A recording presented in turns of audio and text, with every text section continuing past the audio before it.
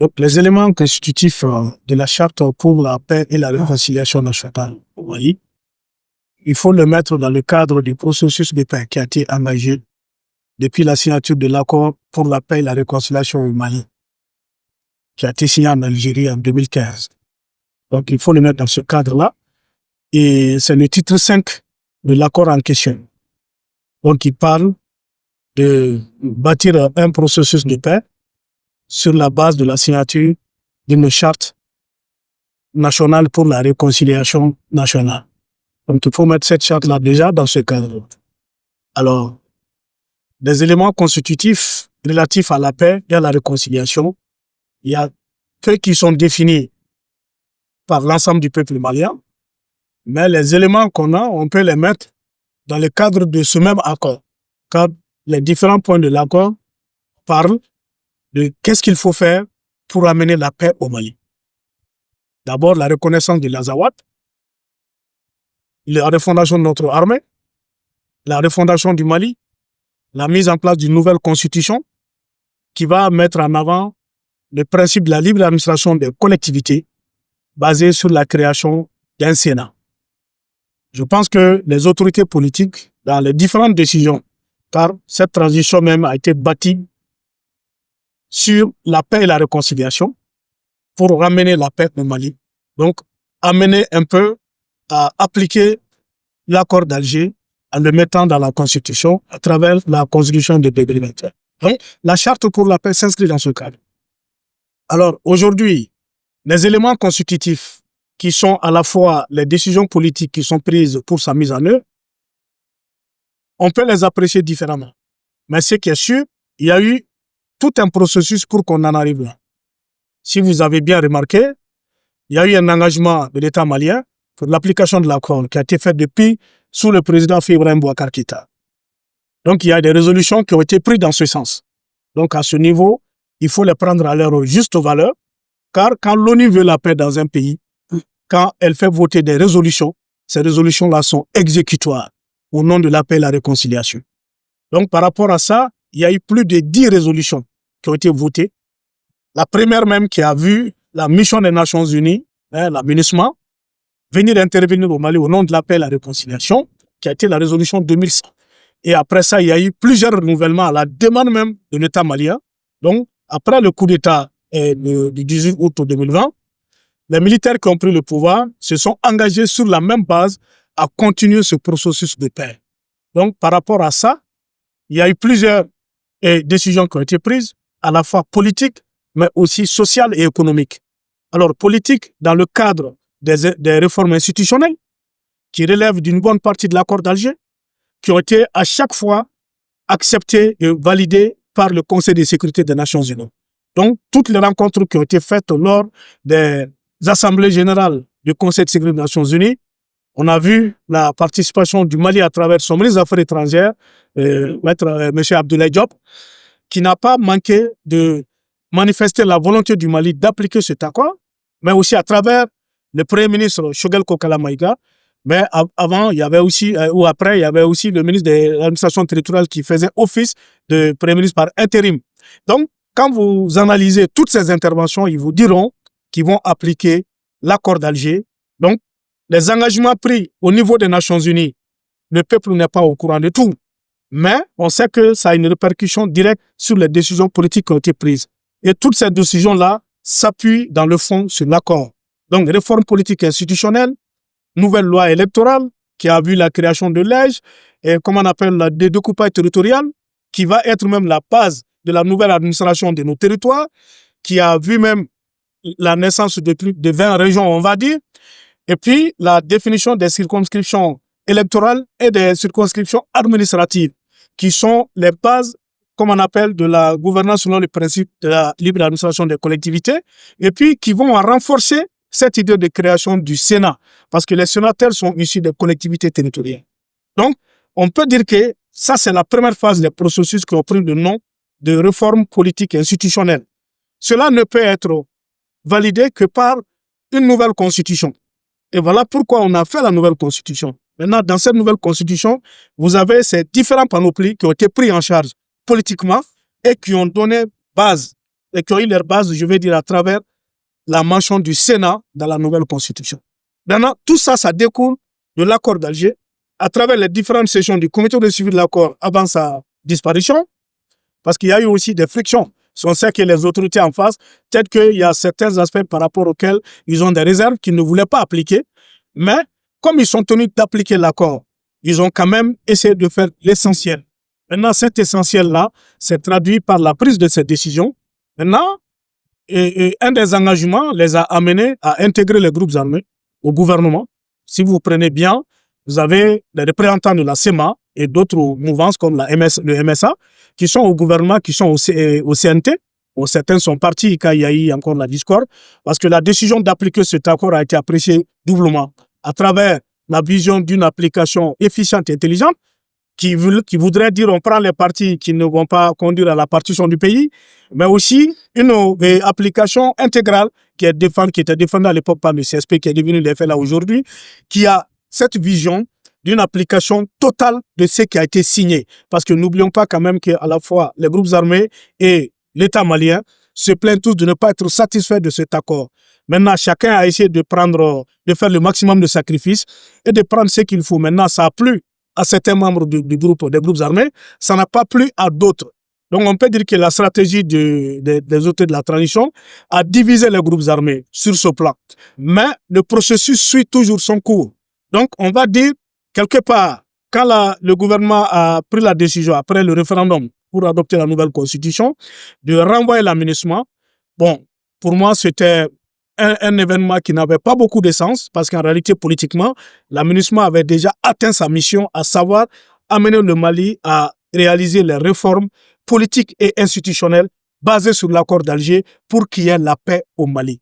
Maintenant, le point d'achoppement à ce niveau, il faut le souligner, c'est un élément dans l'accord, c'est l'article 6, qui n'est autre que la reconnaissance officielle de l'Azawad comme étant une entité territoriale, géographique, historique et mémorielle, et qui doit avoir sa représentation locale, son président local élu au suffrage universel direct. Et je pense que c'est un des points d'achoppement de l'application de l'accord qui n'a pas été pris en compte, mais qui en même temps n'a pas été écarté totalement parce que les bases qui ont été prises, les décisions qui ont été prises vont dans le sens à court, moyen et long terme à une application de cet accord qui va faire reconnaître l'Azawad. Déjà, le processus en cours ouvre la voie à l'autodétermination de l'Azawad, puisque n'oublions pas que les groupes armés constituent une minorité et dans la Charte des Nations Unies, le droit des minorités est reconnu et le droit des peuples à disposer d'eux-mêmes est aussi reconnu. Donc, ça nous amène à faire un parallèle avec la question de la République saharaoui, ce que beaucoup appellent le Sahara occidental, qui aujourd'hui on peut mettre dans le même cadre que la question de l'Azawad.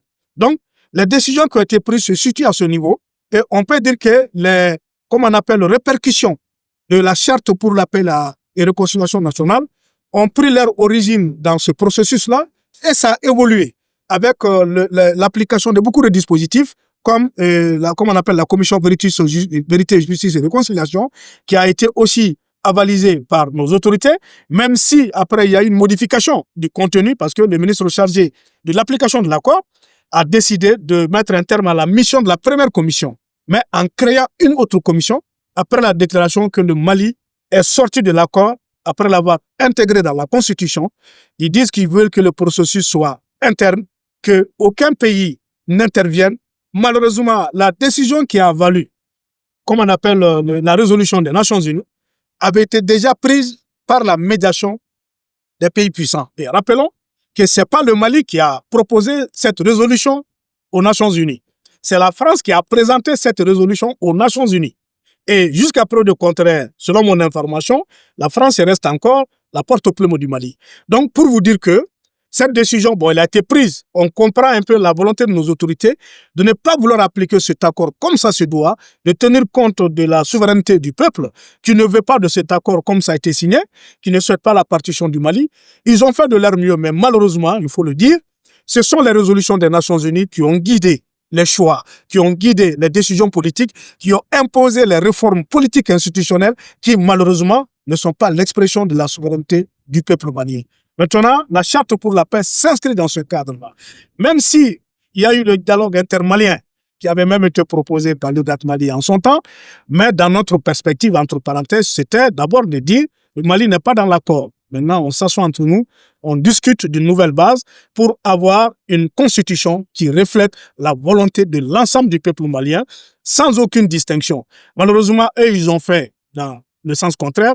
Après avoir voté plusieurs résolutions, après plusieurs années d'existence de l'aménagement au Mali, au final, ils en sont revenus à la suite d'une brouille avec l'Algérie, qui était le pays médiateur, qui n'est pas choisi par hasard non plus, et qui a l'onction des 5 pays membres permanents du Conseil de sécurité, à savoir l'Angleterre, les États-Unis, la France, la Russie, la Chine, qui soutiennent, comme on appelle, l'Algérie dans cette mission, et puis quelque part qui leur en donnent les moyens aussi, parce que le comité de suivi de l'accord ne l'ont pas. Il y a un fonctionnement qui était là, un budget qui lui est alloué, qui était même assuré par les Nations Unies. À ce stade, on ne connaît pas trop les montants parce que les autorités ne communiquent pas trop sur tout ça. Mais pour vous dire que les Nations Unies ont participé efficacement à l'application de cet accord. Donc, malgré la dénonciation, le décret présidentiel malien qui a dénoncé l'accord et qui a fait savoir que le Mali n'est plus dans l'accord d'Alger, qu'on va dans un processus interne qui est en quelque sorte une forme d'appropriation du processus pour avoir une ligne, une décision, un accord, on va dire, entre Maliens pour revenir à la paix et à la réconciliation. Donc, c'est dans ce contexte-là qu'ils ont fait sortir la charte pour la paix et la réconciliation. Mais il faut faire une remarque à ce niveau. Même si les autorités avaient la volonté de faire un nouveau dialogue entre Maliens pour aboutir à un nouveau accord, à ce stade encore, on n'a pas assisté à la rédaction d'un nouvel accord, à ce que je sache. Et en même temps, ce sont les dispositions de l'ancien accord signé en 2015 qui sont toujours en application, comme le stipule la charte pour la paix et la réconciliation, qui n'est autre que le titre 5 de l'accord pour la paix et la réconciliation. Donc, voilà en gros ce qu'est cet accord. Maintenant, est-ce qu'il est utile? Tout le monde sait qu'un esprit de paix n'est jamais inutile. Maintenant, quelles sont les implications pour le Mali? C'est ça la grande question. Parce que malgré l'application de l'accord, malgré la bonne volonté des autorités maliennes de ramener la paix, les groupes armés sont encore armés. Même si nous faisons remarquer par ailleurs qu'il avait été décidé de cantonner les groupes armés, de les désarmer à travers le processus de désarmement, démobilisation et réinsertion. Mais malheureusement, le processus est en cours, mais les groupes armés ne sont malheureusement pas encore à ce stade désarmés, même s'ils sont divisés. Car n'oublions pas que même la frange des groupes rebelles qui sont au gouvernement, qui sont au CNT, qui a fait du général Gamou le gouverneur de Kidal, eux sont pour l'accord d'Alger en fait. C'est l'accord qui a fait tout ça. Donc aujourd'hui encore on peut dire que c'est l'accord qui est dans le fond exploité par nos autorités. Alors est-ce que ça va ramener la paix? Encore c'est la grande question, mais je pense que la majorité de nos compatriotes ne le pensent plus. Parce qu'avec la dislocation des groupes armés, la création du CSP plus le FLA, aujourd'hui on voit quand même que la crise est en train de s'exacerber. Même si dans les discours politiques, on entend un semblant de solution. Aussi, dans les narratifs du pouvoir, on pense que la réconciliation va venir en généralisant la question, en généralisant la crise de ce qui est un autre danger, vers d'autres régions, vers nos autorités traditionnelles, vers tout ce qu'ils appellent légitimité. Moi, je pense qu'aujourd'hui, il faut craindre le pire, parce qu'en voulant généraliser une crise sans en apporter la solution, ça ne peut qu'amplifier la crise de nous éloigner de la paix. Donc, on a ces deux hypothèses aujourd'hui. Avec l'armement des groupes armés, la position radicale qui a été prise, de la rupture avec l'Algérie, quelque part la rupture avec les Nations Unies à travers le renvoi de l'aménagement, alors est-ce que nos autorités ne se sont pas encore éloignées du processus de paix? De mieux, d'autres décisions qui ont favorisé les militaires au pouvoir aujourd'hui, qui permettent de donner 5 ans de mandat au général d'armée Assimi Goïta, est-ce que cela aussi n'est pas une autre crise, en plus de la dissolution des partis politiques, des associations à caractère politique, le musellement de la société civile et puis le climat un peu désinvolte qui règne dans le pays? Est-ce que tout cela aujourd'hui ne nous éloigne pas de la paix, sans oublier, pour en terminer, l'amplification des attaques terroristes? Cela, il ne faut pas oublier. Aujourd'hui, une bonne partie du territoire est encore occupée, malgré on a une charte pour la paix et la réconciliation qui, forcément, sera contestée par la majorité, parce que toutes ces structures qui ont été dissoutes n'ont pas participé à l'élaboration de cette charte. Donc, on peut dire que c'est une charte pour la paix des mi-teintes, dans la mesure où elle n'a pas, ou elle n'aura pas l'onction de la majorité des acteurs politiques pour pouvoir exprimer la souveraineté populaire afin d'avoir la paix et la réconciliation.